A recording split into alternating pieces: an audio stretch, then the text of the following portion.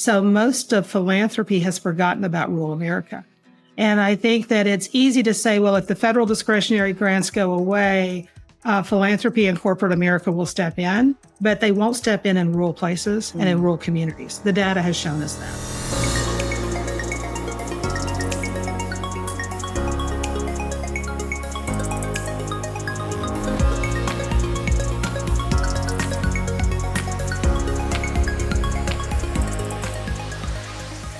Hello, one and all, and welcome to The Rural Impact. You know by now, and if you didn't, you do now. We are the podcast that works hard to connect the dots between policy and rural everything. I'm Michelle Rathman. It is wonderful to be here with you. I'm so grateful that you've tuned in for another conversation. And I just really want to say to you, thank you to all of those who've been sending me notes through LinkedIn, through Blue Sky now, through Facebook, and in my inbox, letting me know how much you appreciate these conversations and bringing rural issues, policy-related issues to my attention so that we can continue to bring them to you, our listeners. So real quick before we go on, if you have not yet become a subscriber, it is so easy to do. And I promise you this, when you go to theruralimpact.com and you hit that subscribe button, we are not going to flood your inbox with all sorts of offers and things of that nature. But what you will receive from us are recaps from all of our episodes, our resources from each show, and we're going to give you previews to what's coming next. And of course, this is where we invite you to join us in conversation with our growing rural impact community. So again, just go to theruralimpact.com. And we do appreciate when you subscribe on any place you like to get your podcast, including YouTube. Make sure you leave comments for us. That's so important. We do want to hear your feedback, and we do appreciate if you would share our work with your friends. Okay, with that said, we are continuing our conversation that's focused on 2025 and policy shifts. And I am recording this the first week of February. It feels like it's been a long year so far, but we're only in the second month. And I think we can all agree there is a lot of shift happening in Washington, D.C., which is where I'm headed just tomorrow, as a matter of fact, after I'm recording this. So we're going to be having a lot of conversations. But today, I am continuing the conversation that's focused on rural education. You know, last week and this week, we've been kind of on a roller coaster where federal policy is concerned with respect to the Department of Education, as well as access and freezing of grants to those who rely mightily on making sure those streams of revenue come in to do their rural serving work. So again, as I told you, I've been hearing from quite a few individuals, grantees who have been affected by this. So I thought I would reach out to someone whose work, it's not just groundbreaking work, but honestly, the work that they do is life-changing. And so if you don't know her name, you're going to learn who she is today, and that is Dreama Gentry. And Dreama is the founder, the CEO, and the president of Partners for Rural Impact. And they do amazing work. Their programs really do focus on children at the core, meeting them where they are. And it really is about helping them in their entire education journey, as they say, from cradle to career. And so I did reach out to Dreama Gentry, to have this conversation because their work relies heavily on grants, and federal grants included. So in our conversation, we discussed the impact of what a freeze of those dollars would look like if that should happen. Again, we're recording this conversation the second week of February, so by now things might have already changed. But I think it's really important for us to say organizations like Dreama's and so many others, it is really important for us to have plan B, plan C, plan D in the event that these federal grant dollars are no longer available. And since it's been threatened, we do need to be talking about it. It's an authentic concern for people to have. So in addition to the conversation about kind of what's going on in DC right now, we also have a wide-ranging conversation about the present and future of the Department of Education and, just the importance of making sure we keep our focus on the education experience for, I think the number is about 14 million young people. So my goodness, I am so grateful to Dreama for having that conversation with me. And I invite you now to sit back and put yourself in your podcast frame of mind and listen to my conversation with Dreama Gentry. Are you ready? You know I always am, so let's go. Dreama Gentry, President and CEO of Partners for Rural Impact. I love the name. Welcome to the Rural Impact. Thank you for being here. We have a lot to talk about, don't we? It's been a long time. It's been too long, and there's so much going on, so many great things, and so many things we also need to be thinking together on. That's right. Because I had this intent to kind of starting off, because we're recording this, I want to tell everyone, full disclosure, the first week of February. You'll be hearing this about a week later. But I wanted to start off because it was hot off the press, the nation's report card. But we're not going to start there, because we're going to start somewhere else, because it's important for us to have, candid conversations with a focus on policy. So speaking of policy, organizations such as yours and so many of those you serve, the circles I run in, the same thing, there has been quite a bit of confusion, chaos, and uncertainty with respect to grant dollars that come your way to help make the impact that you make. So I thought we could just start there and let's have a real conversation about the rural impact of what the freeze and the on again, off again laid out for us, will you please? Yeah, and it was a crazy week, right? And I think what helped me was having folks across the country that were struggling with the same thing. Mm-hmm. And it was really interesting to see organizations coming together to think about how do we continue the good work to serve kids and families, particularly rural kids and families. And so I'll speak, Partners for Rural Impact.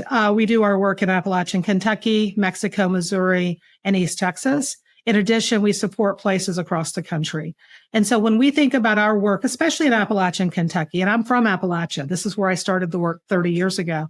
When we look at the work there, it is actually funded by federal grants, discretionary grants that serve kids, that serve schools from birth to high school, right? And to actually on into post-secondary. And so it was a hard time as we started to think about the 50,000 young people we're serving in Appalachian, Kentucky by placing educators in schools, by out of school time, all of those different services. What if that funding was frozen? And so and I think the part that kept us going through this is that those programs and services are so essential because our schools are doing good work. But what they don't have is the extra people, the extra support to actually meet the needs of all the students. Mm-hmm. And that takes capacity, and capacity takes resources. It's all so connected. Your work is so inspirational. And if you have not been to the website, we'll make sure it's in our resources. The work is so inspirational. And I think sometimes it's really easy to say, well, because it's discretionary funds, it's really hard to identify exactly what it's doing. And, I think that you are somebody who could certainly share a few stories about what it actually looks like on the ground. What are some of the top things that you see, really happening, really working? And you said it earlier to me that you put the children that you're serving at the center. And what does that look like in motion in the communities that you are working with? And the numbers, I think 14 million families, children impacted by your work. Yeah. So I think, there's 14 million rural young folks across the country. Mm-hmm. And so what we're doing across the country is working with others that serve them and their places through place-based partnerships. But the work, I'll use the work in Appalachia because it's the easiest, because it's where I'm located every day and I'm seeing it every day. So what we realized, and we had talked about the data that came out, and what we're seeing is kindergarten readiness in Appalachian, Kentucky. I think averages around 48% in the state. We have some rural communities where it's much, much less. So kids are not entering school ready to learn. Mm-hmm. What some of this discretionary grant funding allows us to do is prepare families and kids for kindergarten, right? Whether it's Kinder Boost programs right before the summer before kindergarten starts, whether it's home visiting programs that we do in collaboration with our partner Save the Children, where we actually go into the homes and support the families. All of those pieces are essential. So the federal discretionary grants we have are actually focused on moving the results and the indicators that NAEP actually provides the data on, right? How do we increase kindergarten readiness? Third grade reading. Through the funding of our community school work, we have folks in schools throughout Appalachian, Kentucky working on literacy. And then we were so proud, we were able to take the Dolly Parton Imagination Library region-wide. So every family is receiving books on a regular basis for the kids. So it's things like that, the things that actually probably you and I do in our home. And we're able to do it because we're not living in persistent poverty, but we're providing those resources, those supports, and those caring individuals to work with families and young people in schools with. I was just going to say, I was thinking about our previous episode, we ended with a conversation that talked about, listen, if we're going to address this, at the end of the day, we have to address persistent poverty. And so much of your work is focused on that. I wonder, I think about how much of that discretionary grant funding that comes your way, and I know which way it flows for other parts in education as well as in healthcare and so on and so forth. And I think about, we're going to be doing an episode or a series actually on now the intersection of philanthropic dollars and policy as well. I mean, so when you think about Dreama, where do you go? What is the plan B? Should these funds no longer be available for whatever reason, or they shrink? And no one wants to even think about the shrinking because you fight so hard, work really hard to be good stewards of those dollars. And I know of where I speak on this one. What happens? Where do you see philanthropic organizations being able to help you all navigate paths of funding to help you sustain the work? And I think this is a dilemma, especially for rural places. Mm-hmm. And I know that you know this, Michelle, but I think it's 7 cents on a philanthropic dollar, corporate dollar goes into rural America. So most of philanthropy has forgotten about rural America. And I think that it's easy to say, well, if the federal discretionary grants go away, philanthropy and corporate America will step in, but they won't step in rural places and in rural communities. The data has shown us that. So I do think that the federal funding and having these services in rural places is more incredibly important, because without them, what will happen is that families are not being supported. Schools aren't being supported. We're going to see those NAEP scores dive and go down. We're going to see the epidemic of chronic absenteeism not be addressed. Right. And so I do think it's what worries me the most about what happened with the funding freeze is it'll have a disproportionate impact, in my mind, on rural places and rural communities. Yes. I share that deeply. I'm concerned about that. I think about also, the ripple effect. We like to say, connect the dots, but at the end of the day, you can use whatever analogy you want. You get it, right? So the freezes on grant funding. And then the other side of the coin, they kind of keep coming if you think about it. And I wish I had something more inspirational to ask you about, which we will get there, I promise. But it's also then pulling funding or using certain imposition of policies around saying, no, you cannot talk about equity, you cannot talk about diversity, all these things that are, I looked them up in the dictionary. It's a good things that we're looking at here. What happens when there's funding that's tied to that as well in the schools? It's one thing to have the grants. It's another thing to have the now kind of restrictions. This is double whammy, it feels like. Yeah, and I think it's a double whammy that's really almost false, right? Because when I think about the programs, the activities, the services, the federal discretionary grants, and many of our grants are from the Department of Education, from AmeriCorps. We have grants from Department of Justice. We pull in funding from anywhere we can to serve rural America, to improve outcomes for kids and families. And the way the federal discretionary grant process goes is to get the funding, they give you a rubric you have to write to, and you show your need, you show what you're doing, and you show the impact that you're going to have. And I do think what concerns me is over the last 4 years, in order to even fill out the application, we had to talk about equity. Right. It was boiled into the templates for the funding. Sure. And so, of course, you're going to see that in many of the programs.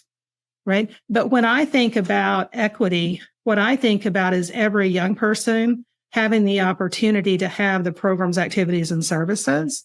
And it is actually ensuring, and one way that we have addressed equity in our grant applications is if you have funding for a 3rd grade reading program, what you do is you look at data across all the students and you determine who is below grade level in 3rd grade reading. And those are the kids you target, right? Because if they're below grade level, they're going to need different services than if they're above grade level. And so I do think that the work that we do is to move the dial for all kids in rural America and do that. And we have framed some of it in equity because to bring the discretionary grants in, you had to use that language. Mm-hmm. I really hope that what we see is an opportunity to really share what the program's activities and services are, how we are addressing and connecting it to communities. Mm-hmm. And so that's the piece that has me troubled. Yeah, and I have been scouring. I mean, maybe you are doing the same thing. I'm not obsessed, but I think it's important for me to understand these things is I just kind of taking a look at some of the biggest grant makers out there and seeing how, they are now, and I'm asking the question, how are you managing your pursuits of these things that, were a criteria, as you said, they're baked in to the sauce. I just mixed metaphors, but you get what I mean. Dreama, I have another question for you, and I just think about this you are a big picture person. Your work in your organization, you reach. There's so many aspects to it, and one of them is the educator. You talk about, where the rubber meets the road for you is the work that's happening in the communities, in the schools, student centered, if you will. What does this do in your mind? Even short-term or longer-term impact, both, if you will, for the educator, and what these kinds of shifts are going to do for your ability, for the ability for us to maintain and sustain our workforce. Yeah, I think that being a teacher right now is hard because there's so much that is expected of educators and for teachers. And so all of our programs, and I'll think specifically of the Department of Education programs here and the AmeriCorps, is how do we put more bodies, more caring individuals, more trained local people into the schools to work alongside the educator so that there are mentors there are tutors, there's college and career navigators, there's success coaches. Mm-hmm. And so I think by surrounding and bringing into the school more people that are prepared to serve the students, we're actually letting the educators take a breath and teach and do the piece that's so essential. And I know that if you look at the research, one of the pieces and one of the ways that you have to work, especially in schools of persistent poverty, is bringing caring individuals in to support the school infrastructure. Mm-hmm. And that's the piece that we've built all of our programs on. And I do think that the other big piece that was impacting me last week as I was thinking about if there's a freeze in funding, mm-hmm. right? First and foremost is that young children, high school students are going to lose their college and career navigator they may have had for 3 years. They're going to lose that mentor. They're going to lose that academic interventionist that's actually helping them, right? They're mm-hmm. going to lose those services. The families are going to lose their point of contact with the schools that's actually helping them navigate their own educational journey too. That's a huge loss.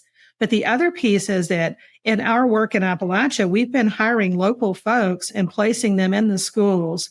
And as a result, I looked last week, we had 260 full-time people working in Appalachia inside schools and inside those communities. Mm-hmm. And that's a huge hit to the economy of the place and an economy where there's not a lot of jobs. So I do think we have to also recognize that the federal funding that's flowing to provide services also is an economic engine in communities. Mm-hmm. And so not only will the services stop, but the folks that were doing those services will no longer have work. Yes. And that's going to actually have a huge, because their kids go to these same schools. Mm-hmm. And so it is very complex. And I really hope as we think through, the nation thinks through the piece, how do we actually make sure that these programs are having the impact they need to be having, right? I'm all for that. How do we make sure they're compliant? How do we make sure they're actually working? And we take the time to think through them that way versus doing the broad brush that they're just not necessary. Mm. I want to shout. I want to throw my hand over my head and shout because I'm saying everything she said. And I think, I really do mean this. It is really important to connect these dots because if you look, I'm going to be traveling to DC this week. I told you, Dreama, and I'm going to be there next week as well, recording as many conversations as I possibly can. And it's important to connect the dots. What a lot of folks don't get up in the morning and say, I wonder how much federal funding comes into my state to make sure. Well, I got news for you. There's a calculator. I know you know this. There's a calculator for that where, states are upwards of 50% of the revenue they have received comes through these federal chains. And I think about an email that I read this morning about a university-based medical education program. It's like now clinging to what you already have and fighting for what you have versus doing the important work of advancing this important work. It's very frustrating.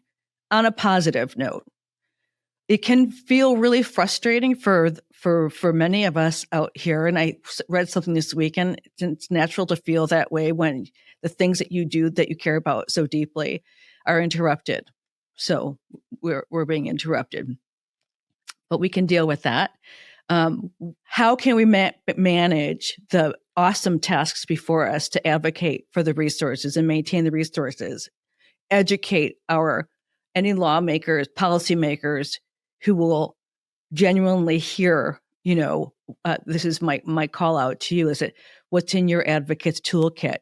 What are the things that we can be talking about that keep us out of partisan and culture conversations and focused very squarely on being able to continue having the resources we need that Partners for Rural Impact that you all are doing and that all the organizations that we're going to be talking to in the weeks to come are doing as well. You have the floor. I have the floor. And I love the fact of thinking about the positive piece, because I do think the reason we've scaled this work up at Appalachia and we're serving so many kids and so many families, and we have so many people doing the work, is it works. Mm-hmm. We see those indicators and those scores move in schools that actually are implementing programs, having local people in the schools doing the work. So I think on the advocates toolbox, I like this, like what could be in my toolbox. Mm-hmm. I think the first piece is knowing the why. And I do think it's important anytime we talk about the federal program or any type of program, any type of intervention in our work, we talk about the why. And so for us, everything we do ties to our strong, strong belief that in this great nation, every young person should be provided a path to upward mobility and provided the opportunities I can provide my own kid. And so I do think it's continuing to go back and not just starting by talking about a specific program, but talking about the why behind that program and why that program is in the community. So it's tying it all back to that. It's also important to have the data and to be able to show that the work we do is having a measurable impact on those that we serve. Mm-hmm. And that there is a strong return on investment of the work. So I do think it is continuing to lean in and talking about return on investment and why it's necessary. The other is the stories. I do think, and one of our downfalls has been, we've been so busy doing the work, we often don't think about documenting the stories and having the families that now have choice and have opportunity for their young folks share how the impact, having the young mm-hmm. people share the impact. So a big piece, I think, of our toolbox going forward is being better about capturing it in the moment and sharing it in the moment. Yeah. I love all of them. Well, I'm working on a project right now to help a certain state elevate their stories about the impact of community benefit organizations. And Dreama, I got something for you when you're talking about why. We're always looking we have to search, and this is I add on to every advocate toolkit where I think it might be helpful. You might disagree. You could certainly throw it away. But I think to your point on the why, we can ask questions of the policymakers, their staffers who are focused on these areas, and ask them, why does it make sense to stop this work? Why? What is the motivation behind ending this work? And what is the plan B for us through a policy, through the process of policy? So how does it make sense? And maybe we can ask them those questions. Yes, tell the stories, collect them, tell them, make them impactful. But I love that you gave me an idea. We can ask why as well. If we're coming with our why, we got to understand their why as well.